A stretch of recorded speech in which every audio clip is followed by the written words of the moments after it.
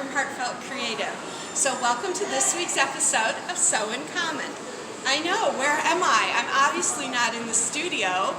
Dave and I are on the road today and we're coming to you from our local IKEA of all places. So if you don't know where your IKEA is, go to their website, IKEA.com, type in your address or your zip code and you can find an IKEA near you. So as always, let me do a disclaimer. IKEA is not paying me to do this. I'm not affiliated with IKEA. But the reason we're here today is because so many of you have asked me, how do I set up my studio? What can I use for a small space? What can I use for a big over-the-garage mega space? So I thought today, since So in Common is kind of my quilting, embroidery journey, that diary that I share with you, that I would show you some spaces here in the store and show you some of the products that I use. And that way you might know and be inspired to find some things that you need as well. So let me say this, if you are already using IKEA products in your studio space, just go and post your pictures and type in hashtag So in Common, that's So in Common, and let me know so we can see your pictures and then we'll share them as well. So if you notice right here, I'm kind of in a little setup that they have that is an office space. And if you take a look here, I'm going to show you these upstairs. These are actually some of the desk units that I use in my space. Okay, so come along with me. Let's go So Life Beautiful here at IKEA. So we're in a space here at IKEA that I wanted to show you because if you have a small space for your sewing area, this might really inspire you with some things that you could do. So let's start here in this very first little desk area. It's perfectly big enough for a sewing machine or even a smaller type embroidery machine. And what's really nice about it, it has a huge pull-out drawer so you can put your bobbins, some of your threads, some of your other implements and tools and stuff right in there, and then they're really handy. $49, guys, that's really inexpensive if you're trying to set up a sewing space. And then of course you want to make sure and get yourself a nice chair for that area. And this can go in the corner of a room. Maybe you have to set up in the corner of a bedroom or in a dorm room even. This would be the perfect size. Also, for storing all those fat quarters and small pieces of fabric, this little unit, I know you've seen these in other videos by other folks. They're super, super affordable and they hold a ton. And they're perfect to go with a small unit like that. Or if you have a larger space and you want several of these to pull around to your sewing space as you need them, perfect, because they're all on wheels. And then the other thing I wanted to show you, if you look over here, are these pegboards. So I know you've all seen the typical brown pegboard, but these are all really done quite nicely. They're painted in a white color. You can get the pegs with them. I have two of these in my sewing room. I have one over by the embroidery area and one by the sewing area. And of course, you know what I'm going to say, I put my thread on them. With the hooks, this is a great way to keep your thread up off of your surfaces. So my problem always was when I had my threads stored in a container on my surfaces, I was always having to move it off so that I could set my fabric out and stitch. And the concern is when you have to cut in a small area, you have to be super precise. You have to really match up your edges so you're making those precise cuts. It's much easier if you have more space. And so keeping stuff off of your surfaces helps that.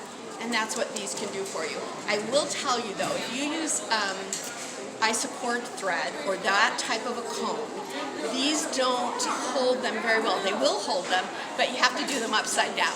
But if you have regular size spools or the long thin spools, this is perfect. And I have over 100 spools on one of these alone. And they do come in different sizes. So that type of a scenario can really help give you more space by getting things off the tabletops. Okay, let's go see the next thing here at IKEA. Hi everybody, we're in one of the most exciting parts of IKEA if you're a stitcher, and that's the area where we talk about storage. You've all asked me, what do you use to store your fabrics in? Well, here I'm going to show you everything that you will ever need for your storage concerns. and that's these units. Let's not think about the things in the units yet, but let me just show you. They come in all kinds of sizes. So as you can see, this one would cover a whole wall. And look, you've got 1, 2, 3, 5. You've got 20 units here, or 20 cubes here to store your fabric, your patterns, thread, anything you need. And if you have one wall and one wall only to put storage in, this is the unit that you want to look at. Now let's talk about some of the things in this unit, because I use some of them and they're super helpful. So all of us machine embroiderers, what do we always talk about what we store? We store our stabilizers, right? And they're all in those long rolls. What do we do with them? This. I put 2 of these, actually I have 4 of these in a unit just like this. You can fit 2 in each cubby, and it's a perfect place to store all of my stabilizers. It sits right next to the area where I embroider, so as I'm going to hoop my stabilizers, I can just grab the ones I need and then put them away. It also helps with that thing that we get into where our rooms start to look a mess. Well, now we can keep them a little neater and a little tidier. Here's 2 other things I use. You hear me talk a lot about the buckets. These are my buckets. This is what I store my fabric in these units. And I keep them in here so that, one, they're away from the dust more. Fabric needs air, so they're not like enclosed in a sealed space. So they're getting air in here because these are cloth and cardboard, but they're super, super strong. And they come in lots of colors too. I have orange and blue and pink and green. Now they have black, so you can find them in all kinds of colors. I've even seen them in some pretty prints before as well. And then the other one that I use is this plastic one. If I have super heavy pieces of fabric, like all of my 1-yard cuts, my backing fabrics that are usually like 3-yard cuts, I keep them in these types of buckets. They have these nice little squares here that are cut out, which are great for pulling your stuff in and out, and they slide right into your unit. And they also have other things that you can use. These are pull-out drawers, and I can't take this out, but Dave, if you can come up here and look, this is perfect for putting your thread in these drawers. There's 2 of them in the unit, and they would easily hold probably 100 spools of thread. And if you're like me, you have tons of thread that needs storing. Okay, there are other things. You can get doors. That's kind of cool. And look, they come in colors too. They come in this white and this dark kind of a wood finish. So there's lots of things you can do for storing in these types of units. Now, I've shown you the great big one, but Dave, if you turn around, we're going to see that these units also come in this size. So that's 2, 4, 6, 8. I have several of these. In the studio, when you see a little bit of a set on either side of me, that's these in white. And Dave, if you look here are some smaller ones. And over here we even have them that are shorter and wider that have a lot of them. So, and there's even, it's a little far to show you, but they even have just 4 cube units. So, again, if you're already using shelving and things from IKEA, post your pictures, and on your pictures, put hashtag Sew in Common so I can look them up, and then we'll share our pictures and ideas with one another on the Facebook group Sew in Common. All right, let's go on to the next space.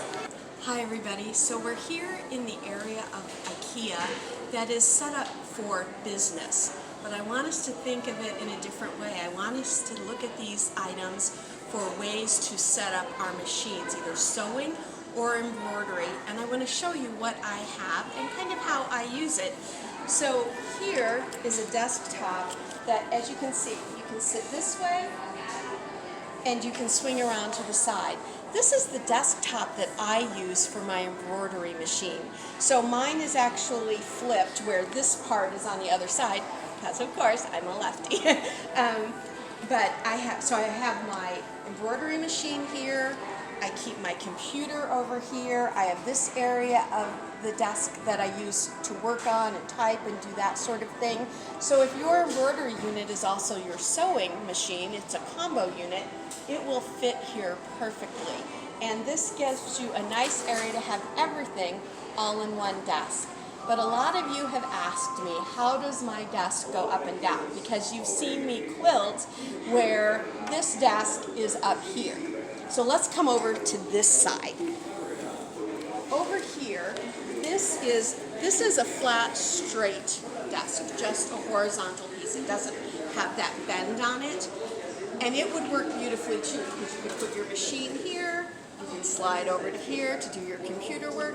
So you're getting an equal amount of space, and you may not have a space where you can do that bend type of a scenario, and you want this, so this would work perfect. But here's the magic part. Now I'm going to tell you, any table that goes up and down electronically is going to be a little bit of a considered purchase, right? Because you're paying for some really good electronics.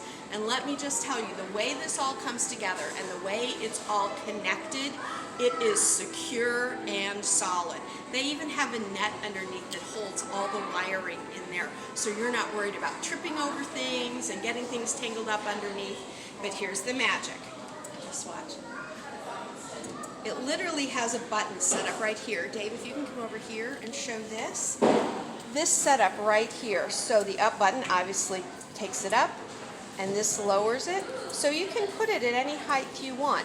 Say you want to cut, and you want it right about here, or say just a slight bit higher. Perfect. You can have your cutting mat here, and you can cut. Let's say that you're injured, or that you have some concerns and use a wheelchair where you're sitting a lot, but you still want to sew. And we know we can do that today because we have pedal-less sewing machines, right, with the button that allows us to do that without the pedal. But let me sit in this chair. It's pretty far down. But with this table, you can bring this down as far as you need it to come, to still be able to have a good ergonomic surface, sorry, for doing your sewing and your machine embroidery. You can roll right up to it. There's plenty of leg room under here. And then, if you want to do it standing up, say you want to sew standing up. Sometimes my back says, you know what, sitting is not good for you today. You need to stand up. And I can do all of my work standing up right here. And they even say scientifically that standing while you work is really healthy for you. Keeps you up off the bottom. So you can do that either way here. Now I'll tell you the secret to how I got my system. There is a room downstairs, and it's like the hidden treasure room as far as I'm concerned at IKEA. It's their room where they take apart their floor models and they put them aside for people to buy them at a much reduced price, or folks bring stuff back that they decide, oh, that just doesn't fit into our house. They're perfectly good, and you can get them really inexpensively. So I got my whole tabletop for $50, and then we came back at a later date and got the motorized section so that we could make it go up and down. So as it was a considered purchase, we were able to do it that way. So always look in that little magic room downstairs. Okay, so there's one other way that you can do an up and down table. If you want to come with me, we'll show you that, because it's just right over here. And it is a crank system that goes up and down. It's the same type of table, but it's a crank. So you would do it manually. A lot less of a considered purchase than the electronic one. And either way, they're both on the same type of stand, so they both work easily as well. So I hope one of these might help you solve that problem of being able to stand while you sew and do your machine embroidery. Okay folks, so here we're still in that office setup kind of area, but what I want to show you is my actual sewing table. We take a look here. It's a pretty good sized table. My sewing machine's on it. When you see me sewing at my machine, I'm sitting right here at this table. But here's the great part about this unit. Look what it comes with. It comes with a whole bank of drawers. And let me tell you, these first two are perfect for all of your snips, your seam rippers, all of that sort of stuff, and your thread. And then as we go down the bank of drawers, they get a little deeper, so you can put larger things in them, patterns, maybe a project that you want to get it off the desk while you work on something else, or while you use this for something else. If you have a small space, you might need to use this to sit and pay the bills, like we all do, so you can put a project in one of those lower things. And all of this comes together. This is my unit, and I wanted to show you some of the other things here in this area that might work for a space that you're looking for. Follow me over here. So let's say you have a corner of the room that is yours for sewing and embroidery. Look at this unit. Did you ever think about a unit that might actually fit into a corner? And it doesn't have drawers, but it does have shelves on both sides. So you could easily put your sewing machine or your combo sewing embroidery machine here easily and have plenty of space. You'd also have some space behind it, so you would have free movement for your embroidery arm on your machine as well. Here we are on our last stop of our IKEA journey, and I just wanted to share something with you that really doesn't have anything to do with sewing or embroidery, but that's how you decorate your space, what you do with your space to make it feel like yours, to bring that comfort and joy into the whole process of your sewing life. And so here in IKEA they have a lot of things that can be helpful as far as tracking your projects, but there's also things that you can use just to make your place more decorative and to look more like you. So have you all seen these boards where, here Dave, if you can show right here, where you put in the little letters and stuff and you make your own signs? You see them in my studio. It says heartfeltcreative.com. So you see them around, but IKEA has these great ones in pink. And look at all the letters and things you get in the back. You get hearts and stars and moons. Just let me tell you, this is coming to my studio. So some other things though is that if you like to do pin boards, they have padded cloth pin boards. Super nice. This is a really nice one. $14.99. That's really inexpensive. They also have lots of different kinds of cork boards. What do I use these for? I don't know about you, but I always have a sticky notepad next to me, and I'm always making things. What is the code for free shipping from this? What is the website somebody told me to go check out? I put them on a sticky, and then I actually pin them to my cork board. Or if you don't want to do cork, you could do these metal fabric boards, which can also be used with chalk.